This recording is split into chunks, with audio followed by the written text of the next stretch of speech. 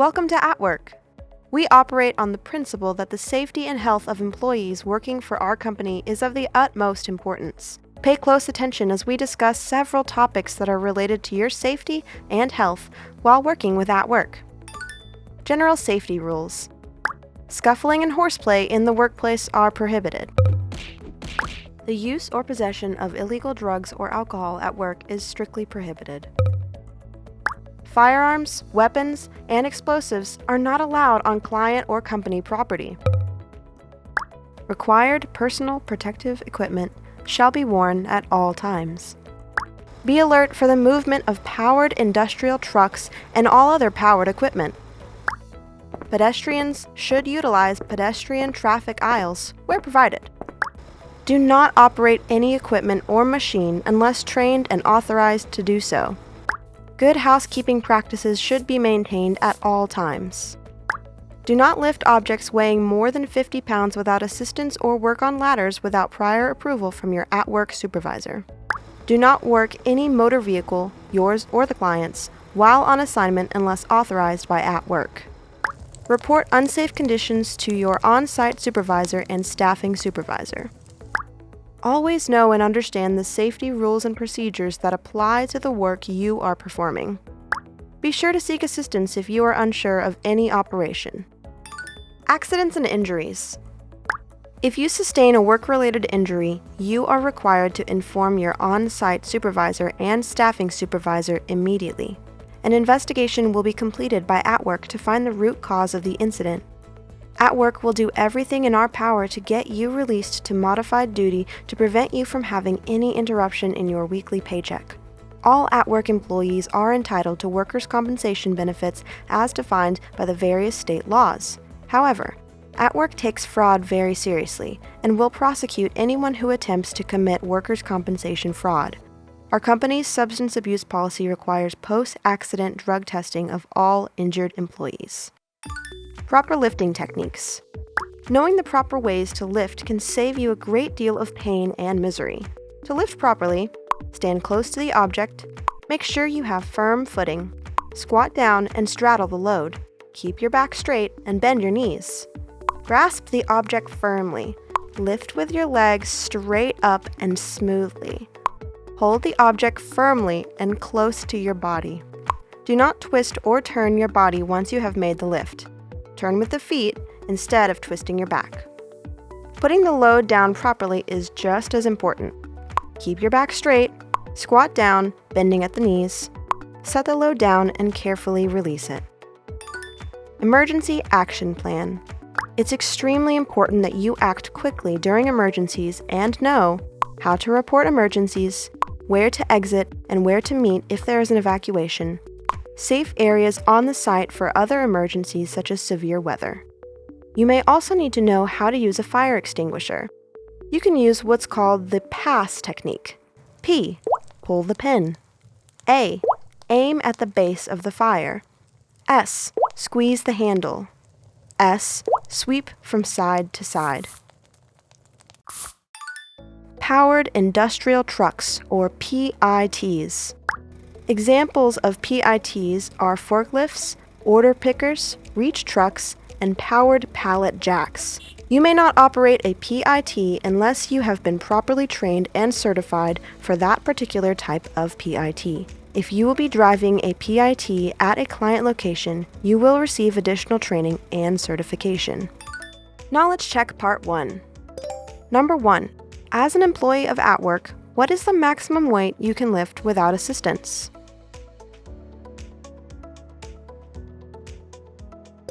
Number 2. To lift properly, what part of your body should you use to lift the object once you have a firm grasp?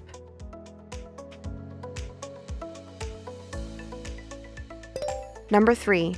What technique should you use when operating a fire extinguisher?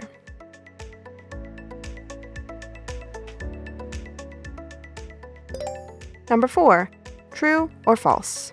You may not operate a PIT unless you have been trained and certified for that particular type of truck.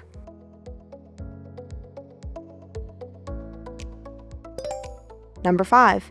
True or false? AtWork takes fraud very seriously and will prosecute anyone who attempts to commit workers' compensation fraud.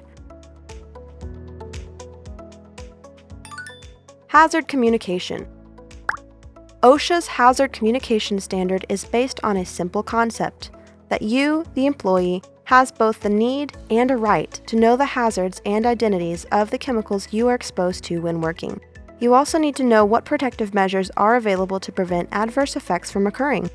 You can get some information from the chemical label to guide with things like proper storage, PPE usage, and first aid measures, among others. For example, the product identifier. Typically, this is the product name. Either the word warning or danger, signaling the severity of the hazard, where danger is used for the more severe hazards and warning for the less severe hazards. Hazard statements describing the nature of the product's hazards. Precautionary statements describing recommended measures to minimize or prevent adverse effects resulting from exposure. The name, address, and phone number of the manufacturer or supplier. And pictograms intended to visually convey specific physical and health hazard information.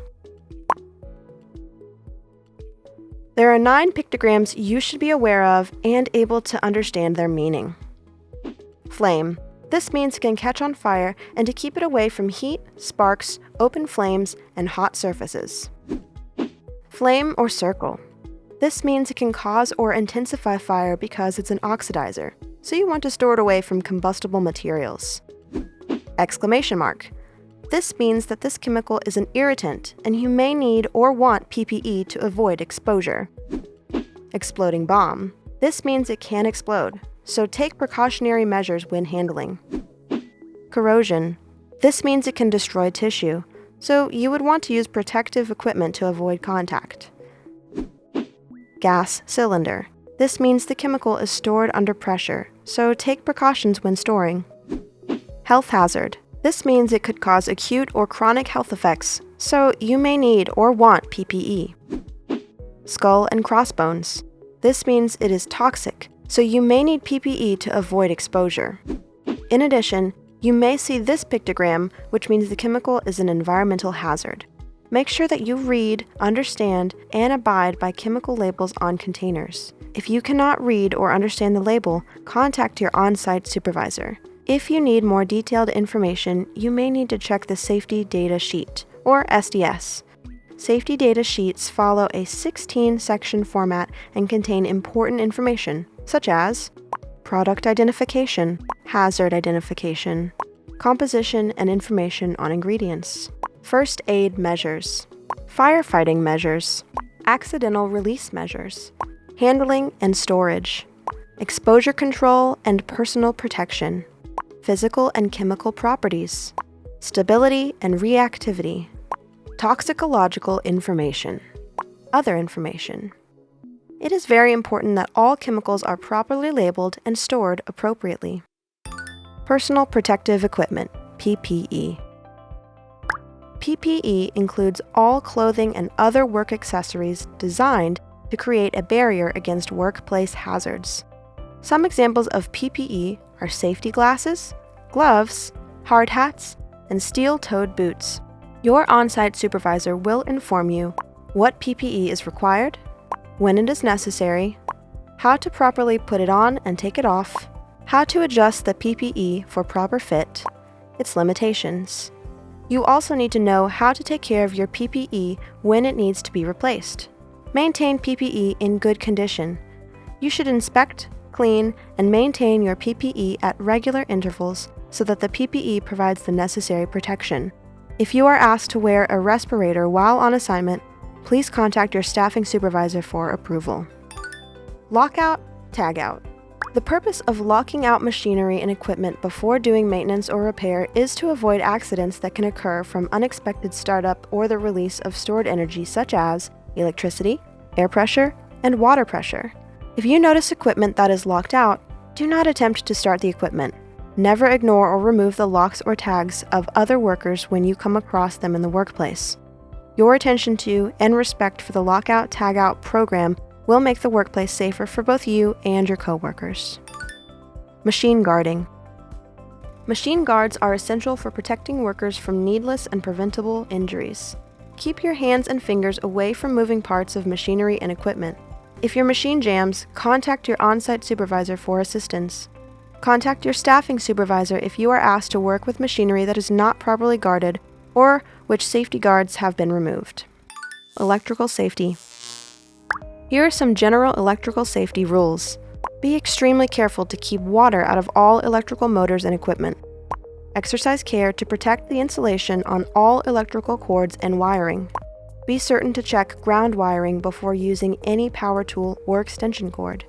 Report any unsafe electrical equipment to your on-site supervisor. Knowledge check part 2. Number 1. True or false?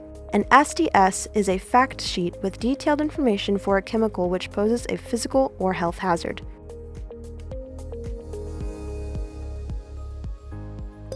Number 2.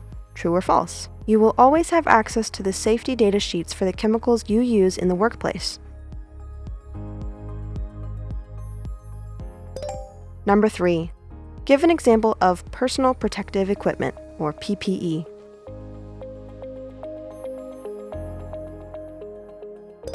Number 4. True or false? If you notice equipment locked out, you should not attempt to start the equipment.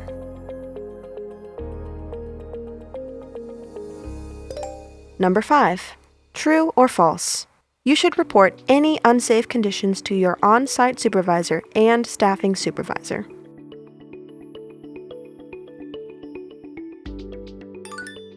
Conclusion.